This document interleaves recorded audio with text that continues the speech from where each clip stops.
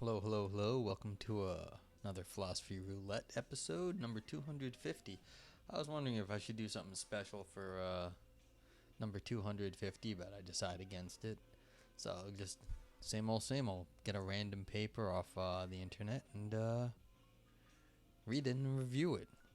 This is my reaction channel, really. It's a philosophy reaction channel. So, I don't know. Could have done something for 250. Funny enough, I have a paper that's now forthcoming, so I could read my own paper, but it's not up on Phil Papers yet. You know, there's still like details to be worked out. I don't want to jump the gun. I mean, it was accepted, but that don't count your chickens before they're hatched, you know? So, we can read a paper, and I'll put my maybe when it's actually up on Phil Papers, then I'll read my own paper. But yeah. So, as per always, I take recommendations from the viewing audience. Or I just grab whatever's of sufficiently short length off Phil Papers. Brandy, what's up? Also hi. Yes, also hi. I mean, I like being in the same sentence with Taylor Swift. That seems awesome. So.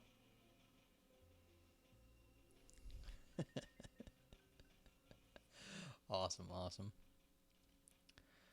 Let's see. Urgentness. Urgentness I like, but it's also often quite technical. So. And bioethics is a lot of times sort of scientific, but let's just take a look at what these are. If they're available, we'll take a peek. Urgentness, 18 pages. No, thank you. It's just a little too much. Although this is kind of cool. I mean, I'm just looking at the keywords here. I mean, we can take a look at it real fast. I'm not going to read this. It's going to be 18 pages of, like, difficult writing. So, yeah, see, we've got logic already. Once we start with the logic very quickly, that's, and I like my logic, but, like, it's very hard to, read a lot of, like, jargon on stream. So it gets, muddy very quickly. So I try to shy away from the technical writing here, even though I mean I like technical philosophy myself. So this is too bad. It's just a little too long and a little too technical, but otherwise and I mean, of course, if you Brandy, if you have a topic or something, we can go look at that if you're interested in something. Let's see if this is see what happens when we click on it. Maybe it's available.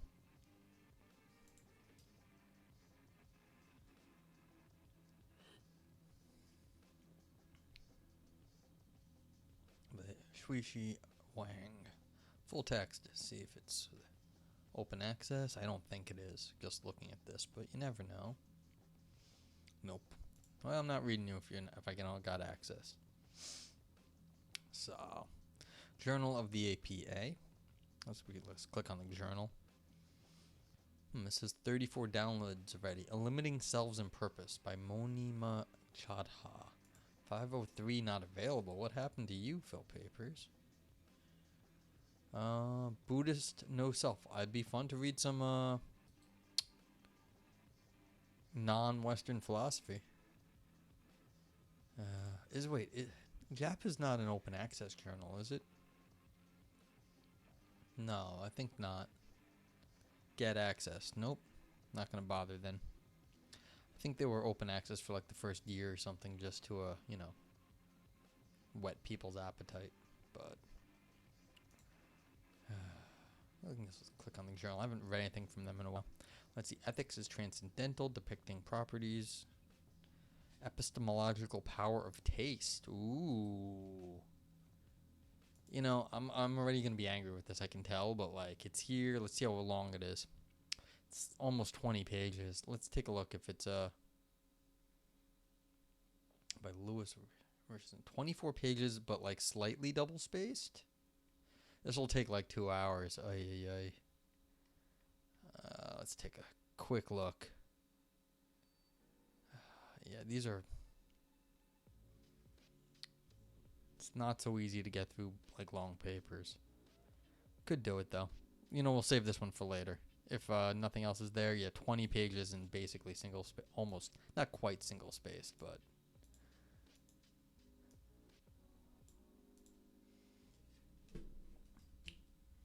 Let me put my little, You're Not Trying by George Scher. Oh man, there's a Gila Scher who's really quite excellent. I was like all excited for a second when I saw the last name. I'm sure George is fine, but I do like Gila Scher. I think Gila was actually one of the editors of Synthes, and I referenced some of her work in some of my stuff once. It's quite excellent. But let's see. Let's try this. It says it's short. Maybe it's available. Not available.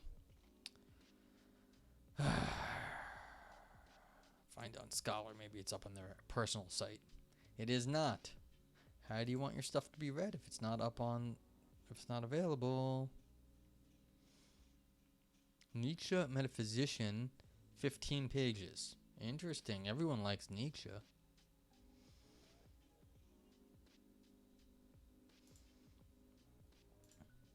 You're Not Trying. Yeah, no access on that one. Justin Remhoff, Old Dominion. I think I've read something by Justin Remhoff because I remember this. I don't know if you can see the little bearded picture you got there. Let's just take a quick gander at this and we can save it for later. 16 pages and single spaced is no, this is not good. Because this is you can remember the other one I said, it was kind of double spaced. This one is not double spaced. This is tight, small font. So I'll put that on the back burner also, but that scares me. Let's see.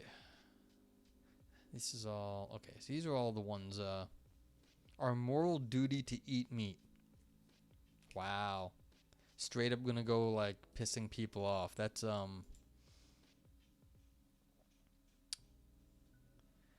I argue that eating meat is morally good and our duty when it is part of a practice that has benefited animals.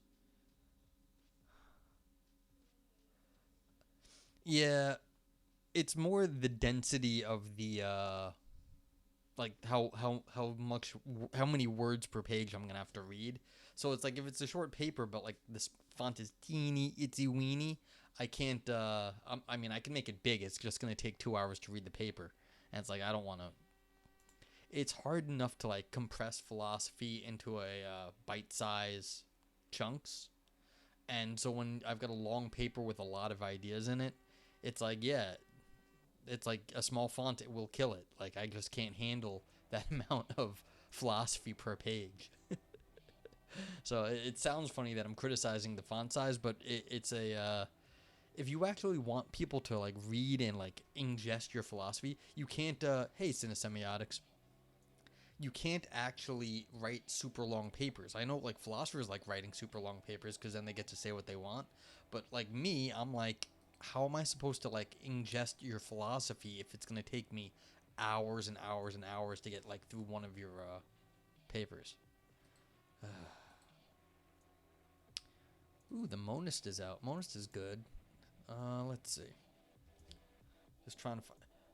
I could go back to that old paper, Cinesemiotics. I think I have the paper that you requested a while back. We could go over that. It was like a review paper, though. So if you want to do that now, we could do that. So you let me know. Is tap dance a form of jazz percussion? Now that's kind of cool. So we've got an ontology of dance, looks like article here. See if any of this is available. Oh, come on. Ooh, might be here. Let's see what happens. It is not. That's sad.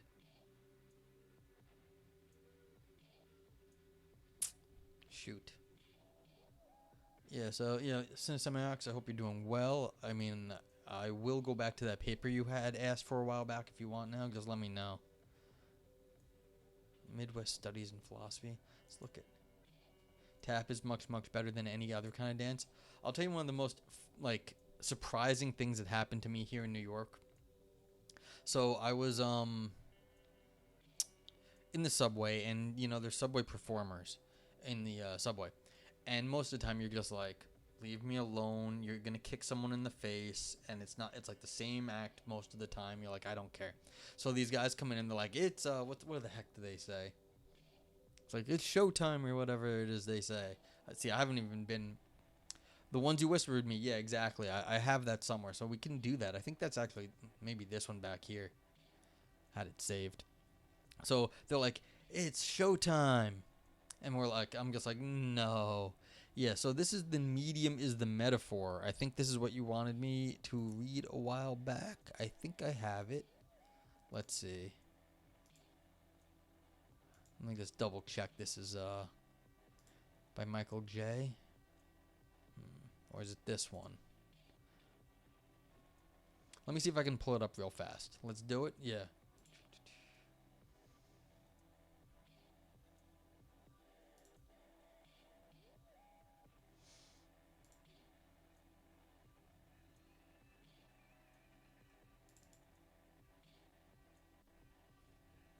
Yeah, I got it. All right, so let's do that one. We're going to do the medium is the metaphor.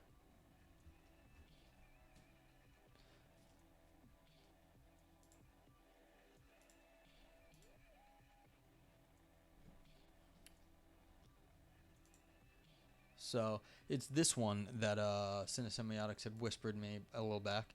No, I got it. I think I got it. I'm probably because my computer is a potato. You're probably a few seconds behind, but like that's not your fault. That's my problem. So there's a review of the medium as metaphor. So we're gonna find out what is going on over here. Bye.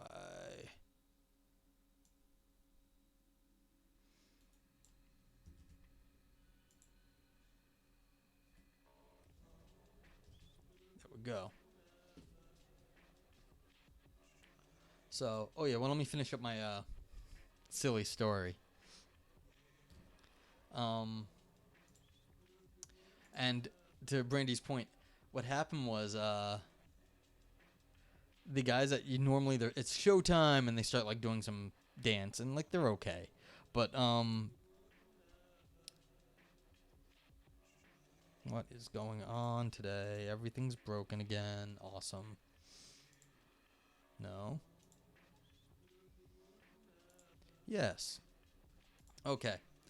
And then they bust out an unfolding tap dance little stage. So they have a foldable tap dance stage, and they have like a little speaker and they have music, and then they have like these two guys busting out like crazy tap dance in the subway in a subway train, and it was like really good.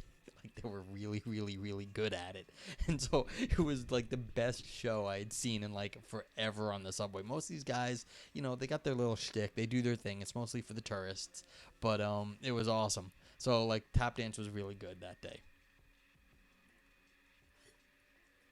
Okay, so here's what we're going to do. This is the medium is the metaphor. This is a requested paper from Cinesemiotics. This is the JSTOR link. You're free if you want the paper. You can click the link now. Type ! Paper if you come late and you want it. Again, it'll be in the description below if you're watching this later on the YouTubes.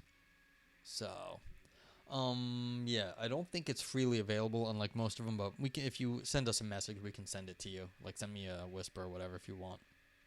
Okay, so here we go. Is this from the previous one, or is this one? How often have I longed to gather your children, as a hen gathers her brood under her wings? Ooh, cute. Mary J. Biles. The medium is the metaphor by Neil Postman, musing ourselves to death. Public discourse in the age of show business. So this is interesting. This is a book from 1985, I guess. And so what is it? Public discourse in the age of show business. It seems very timely. I guess that's why Cinesemiotics asked me to read this review. Okay. Neil Postman opens his witty and engaging book by drawing out attention to the utterly dissimilarity of the two great apocalyptic visions of the 20th century literature, George Orwell's 1984 and Aldous Huxley's Brave New World. Orwell feared that the expanding power of technology would merge with the coercive power of the state. Big Brother would throttle the capacity for freedom of thought. But Huxley feared that people would be oppressed not by external forces but by their own shallow indifference, that they would not miss their incapacity to think and so fail to recognize their own oppression. Orwell feared that we would become a captive culture, Postman suggests. Huxley feared we would become a trivial culture. Well, heck, it looks like they both were right. Our culture, Postman believes, is fast proving Huxley correct. Television is the catalyst of its decline. It fills the space occupied by Soma, the Feelies, and the orgy-porgy in Huxley's Jeremiad. I have not said that word out loud. I don't know if ever. Jeremiad. Don't even know if I said it right. Okay, so immediately, just let's make a quick comment here. This is a great opening paragraph, by the way. You've got two big ideas, and they're just set up immediately in comparison. It's kind of fun. And then the author immediately, after you've got these two fun big ideas, immediately busts out with a thesis right here at the end, saying, and one of them is right. So that's cool. Okay. So just opening paragraph wise, I like this person already. Amusing ourselves to death is not just another cranky diatribe about the awfulness of the boob tube. Postman instead seeks to explain its power as a communicative medium, much in the manner of Walter Ong and Marshall McLuhan. Television may be crass and vacuous, but its banality is intrinsic and can be safely accepted as a given. Trash programs, Postman believes, are the best made and least dangerous things on television. Inherently trivializing television is harmful to the extent that it inevitably trivializes important matters. We've seen more reason to fear the cultural effects of the nightly news in Sesame Street than the exploits of the Carringtons and the Ewings. You see, right here, though, this is sort of like the naivete of the past. They thought, basically, that the everyday sort of nothing TV was really the problem. It's that took over the important matters. It didn't trivialize the important stuff, but it definitely it thought the author here thinks it was going to trivialize the important stuff, but that's not what happened. It's that in dragging everything else down into the triviality, it amplified the trivial. Once everything got brought down to the trivial became amplified. That's what became important. And so this is sort of the future. I feel like we're looking through a telescope at old ideas here, because once everything became trivial, then the trivial became the important. So it's not that it inevitably trivializes important matters, it's that in trivializing everything, the trivial became important. So this is like a real time capsule here. Wow. Yeah, and as per usual, feel free to ask questions or make comments as we're going along. Oh, thank you, Cinesemiotics, for the bits. I appreciate it, even with the Kappa bits. So, yeah. Television's power stems from its status as our dominant medium of communication. Following McLuhan, Postman claims that media are not neutral with respect to the information and ideas they convey. Forms of public discourse regulate and even dictate what kinds of content can issue from such forms. A communicative medium such as smoke signals, for instance, cannot transmit poetry or philosophy. It is technologically limited to short, terse statements of fact. No communicative medium is without its own peculiar abilities and limitations. I mean, that's fair. When a medium predominates in a culture, it becomes a metaphor for all reality and our grasp of it. We view the world and ourselves as like the medium, and our understanding is tacitly structured to accord with the medium's propensities. We interpret the world in and through the medium. It thus defines cultural standards for knowledge, truth, and intelligence. Media thus becomes epistemologies, structures which fix the nature and origins and limits of human understanding. And this is a great point. I mean, this is held true since, I guess, whoever came up with this. I'm assuming it's actually McLuhan, because it sounds like McLuhan. But they just released, or someone just leaked, Facebook's internal report saying how Instagram, or one of those image sharing sites, basically is damaging teenage girls. Like, they know it damages teenage girls. because they're trying to, live up to impossible standards of what is shown on the medium. And they're trying to define themselves in terms of how they are perceived in Instagram, on Facebook, and all these things. And they know it's just like screwing with kids' heads. And so it's becoming the epistemology. So it's how they see themselves and know themselves is through their media posts. So this is a great point, and it's becoming even more relevant now because basically it's just screwing with everybody. Okay, continuing. In an oral culture, the dominant medium of speech shapes the sensibilities and concepts of its members in a characteristic way. Intelligence becomes a matter of remembering traditional views and telling illustrative stories. Truth becomes a matter of hearing an authoritative voice retell the narratives passed down through generations. The epistemology of the printed word is quite different from that of the spoken word. Unlike orality, literacy defines knowing as the ability to put it down on paper in an explicitly formalized way, and intelligence as the ability to analyze and place in context, rather simply to remember. In print culture, reading is believing. Okay, so this is a good point, but again, this is like looking into the past right here. Because in some sense, they're saying you have to be able to analyze and place in context rather than simply to remember. This has not yet gotten to the information overload stage. You're still analyzing and placing stuff in context, but the idea is that you can do this. There is no context anymore because we're in context overload. There's more media than anyone can consume. There's more media made every second than anyone could ever watch. So nowadays it's not placing context and to analyze, is to distinguish which media sources are actually good media sources. You have to be able to sift through the mass of stuff. So this is just like analyze, placing context, but now we have to have a third level, and we're beyond this level of analysis. So this is a really fascinating paper, Cinesemiotics. Thank you for asking me to read it, because this is just like this is like just getting to where we're at, but it's not quite there yet. So like this is like really smart, but just like not realizing exactly where this is all going.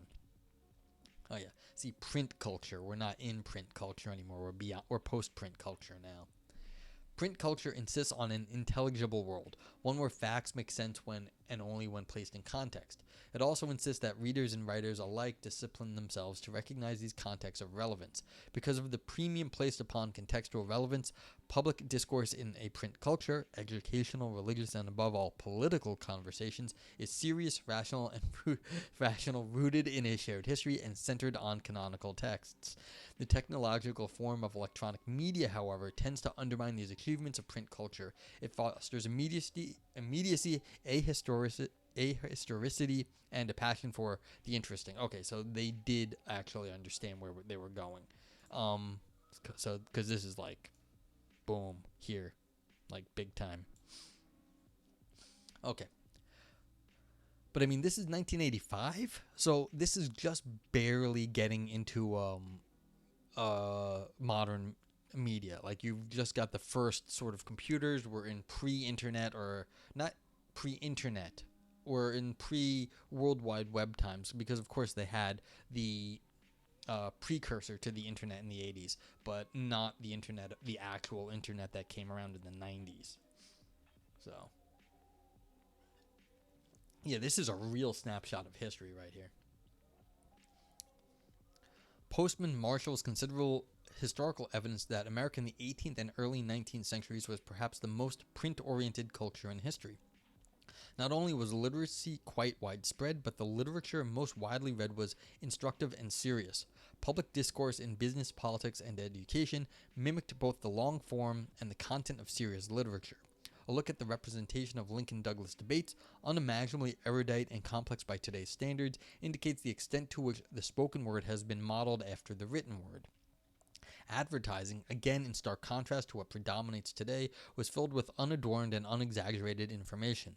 Consumers, it was assumed, exemplified Adam Smith's rational economic man. Popular religion, as expressed by such revivalists as Jonathan Edwards and Charles Finney, possessed a high degree of theological sophistication thanks to the standing of literacy as a primary element in Protestantism.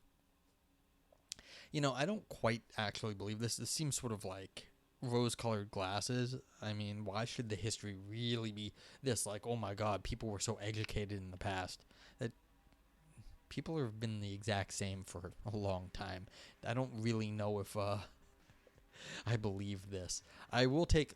I mean, of course, the point was that people had to have been more literature oriented, but that was because that was the pop media of the day.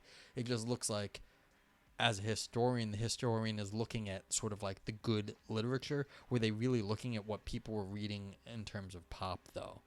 I mean, I have to assume they were, but I don't know. But I don't believe that people were really like smarter in the past than they are now. That seems why would people be different? Yeah. Anyway, two technological innovations, the telegraph and the photograph, have eroded print-based eloquence and clarity. Both decontextualized information, the telegraph by transmitting faster than light fast as light, not faster than light, fast as light, messages that may have no practical bearing on one's everyday affairs, the photograph by wrenching an image out of its context and demanding that its viewers acknowledge it as real. In television, the speed of telegraphy has merged with the realism of photography, with the result that anything transmitted by the medium will be alien to the continuous intelligible world of print. You see, isn't that weird? Continuous intelligible world of print? That seems really excessive to say that the world of print is so, like, great. Cinesemiotics says, television and film are forms of literature, according to many semiologists. You know, this is actually, I think, the biggest problem with this paper. I mean, I'm having fun reading it, but it's really seems like a get off my lawn paper at the moment. Like, yeah, the literature was so much better, and this new medium is, like, ruining the youth. It's like, come on, man. Like, nah.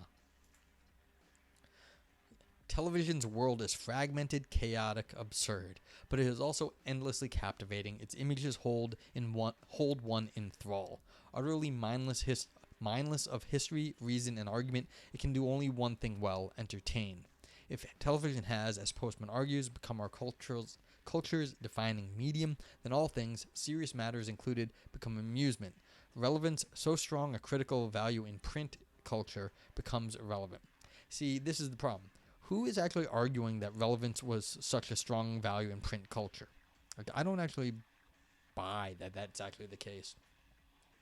See, in that, Cinesemiotics says, in that you can read a film. You know, I think that's right. This is a question of, like, where are you approaching the media from? What's the audience actually doing?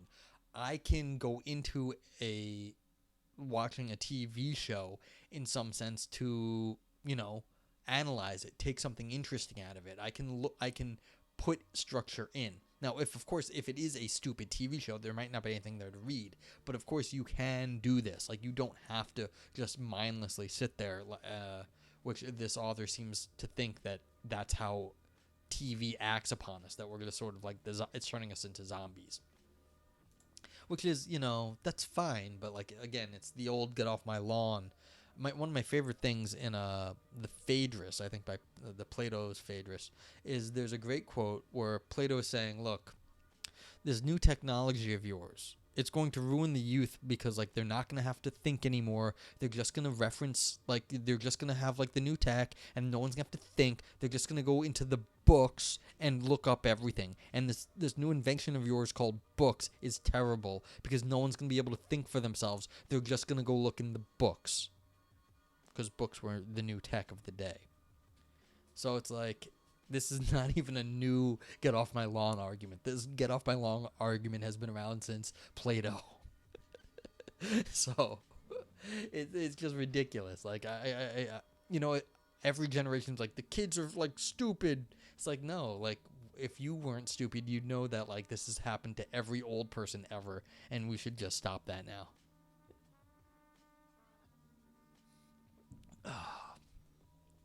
For some things, Postman argues, relevance shouldn't be irrelevant. The influence of television epistemology on education, politics, and religion has been especially baneful. Sesame Street, assume they meant Sesame Street. Teachers are young, not that education can be amusing, but that education is amusement, with the implication that whatever is not entertaining is simply not worth pursuing. Video preachers transmit the message that spirituality is something cheap, undemanding, and even fun. And in politics, we have replaced issues-oriented argument with personalities and images which evoke gut emotional appeal. Really? There's always been political hucksters. Like, why is that special now just because TV? Maybe TV has, what's it called? Amplified this. Because, you're performing when you're on TV as a politician. But there's always been scummy politicians. Like, really? All of our politicians before TV were, like, somehow good? I mean, this is, like, reductio ad absurdum, like, right there. Like, come on. Okay. In a culture saturated by television, a commitment to truth gives way to commitment to appearing truthful. There's the truthiness. Cinesemiac says, but the insight here is that the medium and its form itself are implicit or even esoteric topics of these new media forms. Yeah, no, I really like the paper in that it's it understands how, and it said this earlier, that the epistemology is, like, the media is defining the epistemology. That's right. It's funny because it's like I said, it's like a snapshot of history, like here, and we're over here now, and it's like it's over there, and so it's got some things like dead right and some things dead wrong, and it also has the get off my lawn, which I like poking fun at. So, like, it's a great paper because, like, it's like super smart. It's just before, like, it's just a little prehistory before the internet. Hey, Retheus, how you doing? Hope you're doing well. We're reading a little fun paper that Cinesemiotics suggested on how TV is basically affecting how we think, what we think knowledge is and truth. So it's a media studies approach to knowledge and truth here. So how the medium actually defines what counts as truth and like what counts as good content. Okay. Hope you're doing well too. All right, let me just finish this up. This is the last paragraph. It's a short paper. In a culture saturated by television, a commitment to truth gives way to commitment to appearing truthful. This is the truthiness sometimes gets spoken about. And this, Postman feels, gives us reason to grieve. A public steeped in the epistemology of television may be unable to tell the difference between truth and lies. Boom. This is like the genius stuff again. Right there. It may not even care to tell the difference.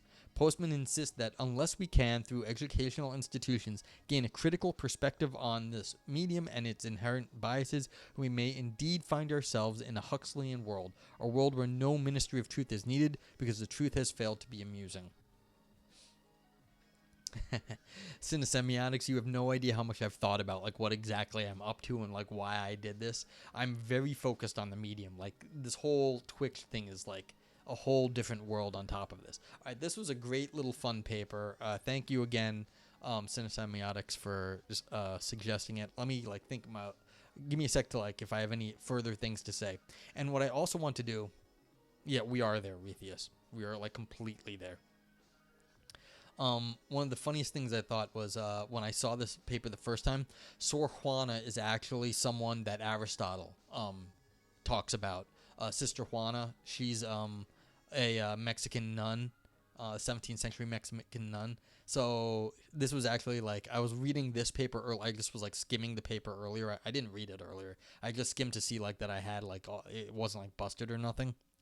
And so, like, Sor Juana is actually someone that Aristotle has talked about on his streams. So I was like, oh, we have two papers of, like, interest to us right here in this one little bit. Okay, so this is this Neil Postman book probably is a very interesting book. It is definitely dated because it doesn't understand the full impact of the internet, and it does one thing really well. It did one thing. The medium is the message, as the author said. The medium is the metaphor. The medium is the message. It's that once you start consuming media in a certain way, once you start consuming knowledge in a certain way, the knowledge is affected by the medium, and how that happens and what that happens here, then what that medium trivializes becomes trivial to you, and what that medium makes important becomes important to you. And so they were saying that in this sort of TV oriented world, things that do well on TV are the things that actually what people think are the important ones. And we're like post TV now. We're internet society, which is like TV times 1,000. It's not even the same thing anymore. It's like we're talking YouTube, TikTok, like clips on GIFs. We're talking memes. So we're into meme culture, which is faster than TV will ever move. And so we're past this. Like we're post TV. So this is just interesting because it's such a snapshot. It got a lot of things right, but it's not got quite everything right. So there were two analogies here. The George Orwell's 1984 and Aldous Huxley's Brave New World. The Brave New World is what got focused on here. Missing white woman syndrome? What is that?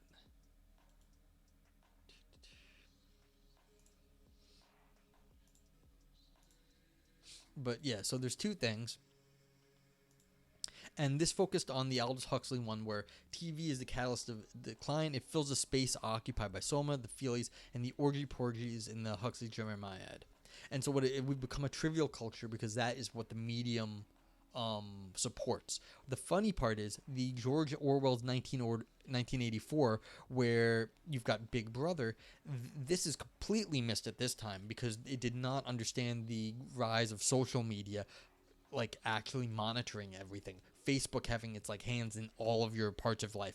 Google knowing all your data. So this is the funny thing. This is like this is just before the tech companies actually started to be Big Brother, because this is 1985. This is before the rise of Microsoft even. And so this is like just at the point where things started to tip in the technological world. Now let's see what this link is Rethea shared.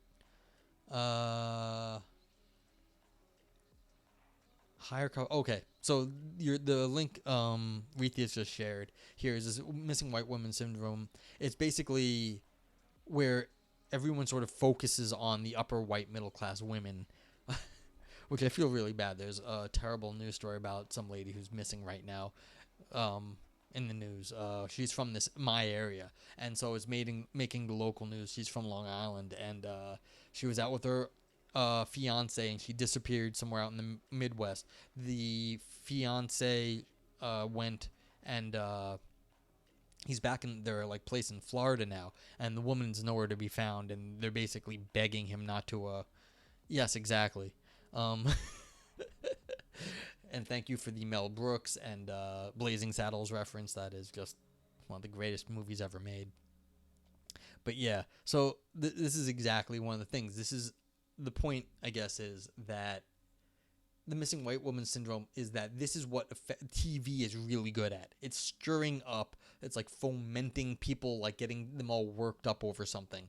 It's like basically Fox News. You get the white women like, oh my God, like the illegals are coming across the border and whipping everybody up into a frenzy. And so, but like that's what the TV does, and that's what it does well, and that's all of a sudden what people start to think is important. So, yeah. Now, you guys have anything else to say? Because I mean, I could just keep ranting about this. I feel funny. I think it's funny that they're like beating up on Sesame Street. That like Sesame Street is trying to educate the kids by giving them something entertaining while educating them, and they're like, oh my God. They're turning education into something that is like not serious. I mean, like, okay, like is that so? It's like God forbid you learn something, as opposed to not learning something.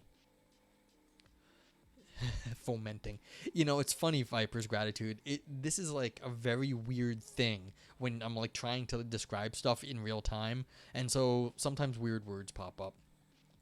Rethea says, Brave New World is pretty much how it turned out, if you ask me. Well, that's the thing. That's what the author is saying here, that we are in Brave New World. I just think it's funny because, yes, we are also in Brave New World, but I think we're also in 1984, depending on what you're looking at. If you're talking about how we are dealing with media now, then Brave New World is correct. I think they totally missed. What totally missed? If we're talking about 1984, then I think we're talking about Google, we're talking about Facebook, we're talking about like these like Apple, these companies that know everything about you, and they're controlling stuff, but like they don't tell you. The other Cinesemiac says the other side of the coin, which is that these new media are pregnant with huge new catalytic changes in how stories are told and how memes are transmitted. That's fair. That's very fair.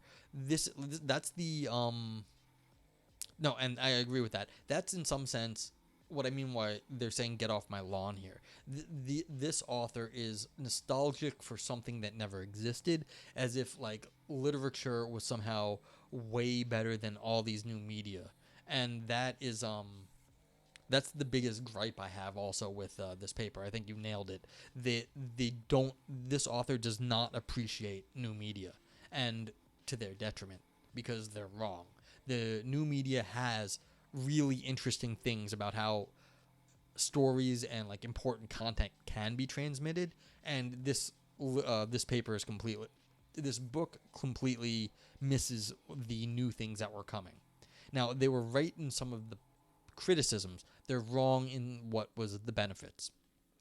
Viper's Gratitude says, I just got here, so you may have already covered this, but have you ever read any Shoshana Zuboff? I have not read Shoshana. Actually, I think I did read a paper by Shoshana Zuboff once. On stream? Do I remember it? No. Yeah. Rethea says it's fairly recently that people can sit in front of a glowing screen and just exist. Well, here's the funny thing, Rethea. I think this author kind of had the idea that people used to just sit around reading books all day, like good literature books. And people may have sat around reading books all day, but like that doesn't mean they were good books or they weren't trashy like romance novels. People were just doing that. Now, granted, yeah, you can sit in front of a computer, make money, and like have food brought to you. That's a new thing. But I don't think that's where this paper is actually at yet. This paper is talking about like us sitting and consuming media via television. I don't think it knows about the sort of like it didn't quite get to the post-TV age where we're at, where we're more interactive with it. And so we're not just existing, we're existing through our screens now. And that's completely beyond what this paper's like. That's 20 years in the future for this. No one's got there yet. So this is 1985, this paper. So, yeah. Vithya says, I think it's a hard argument that being lethargic was easier or attractive in the old days as it is now. I'm not sure. I mean, to be fair, no, not to be fair. To be perfectly dead honest, if you were poor, you, of course, were dead if you did that. If you were rich, and there were, I guess, fewer rich people, but, like, they had vastly more money, I guess, because, well, maybe now it's about the same, but, like, wealth inequality was just terrible. I think you could be as lethargic as you wanted to be if you were being rich. I just think the quality of life has gone up in general, and so people look like they're lethargic, but it's also we're getting fat.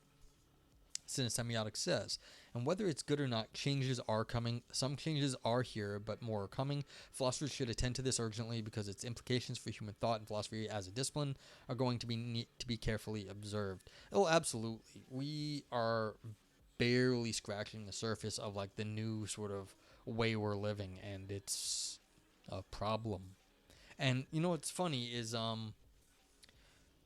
like as far as philosophers go on Twitch, like I philosophize, Aristotle, we've got a few more people. There's the Ask a Philosopher's booth. There's other people who are philosophy adjacent, and there's a lot more of them. So to be fair, there's a bunch of philosophy adjacent people on Twitch also. There's a bunch of like talk to a therapist, like psychologists. There's a bunch of those people out there too, and like trying to make people's lives better. So that's good. But like the fact that philosophy is stuck in like the old sort of media, because basically it's a bunch of old people now that are running the place, and so it's like, yeah, philosophers are gonna have to do a lot of work, and if philosophers want to survive the coming like century, they're gonna have to adapt. Viper's Gratitude says, have we reached a point where our screens are the shadows in Plato's cave? Viper's Gratitude, you win a point for good comment right there. That seems about right. We are basically I think that's 100% getting there. It's not that the screens are the shadows. It's the Valpo, hi. If you want me to send you that, I don't know if you have access. This is a paper that Cinesemiotics suggested called "The Medium is the Metaphor." It's a review of a book from 1985 complaining about how TV is ruining culture. Not really. That's a little unfair. It's about how media becomes epistemology. How we see the world is mediated through our media. Yeah, I don't think that we've reached a point where the screens are the shadows in Plato's cave. It's the silos that we get our information from. I spoke about this earlier on the Diogenes is your spirit person. I love Diogenes. I spoke about this early. Oh, really? One of the books that got you into philosophy. That's amazing. Yeah, I mean, it sounds like a great book, actually. Just reading this, it sounds a little get off my lawny, too. But, like I was saying before, the 1984 is more along the lines of the shadows in Plato's cave, because we only see what, like, Facebook wants to show us. We only see the sort of media organizations that we allow to show us certain information, and that makes us, it limits us in some sense. That's what we're looking at. So we only see the things. So like in Plato's cave where you only see the shadows, basically that's what we're seeing right now when people are in their own little bubbles of information. So it's called like information silos sometimes, and that's kind of where we're at. That's the media, the control of what people observe via like the advertising control and like the algorithmic control that the media companies have over what they think you want to see and what they want to show you. That's what we've got. That's Plato's cave, because we're only seeing those things, and people fight you when you try to show them something outside of what is been in their little information bubble.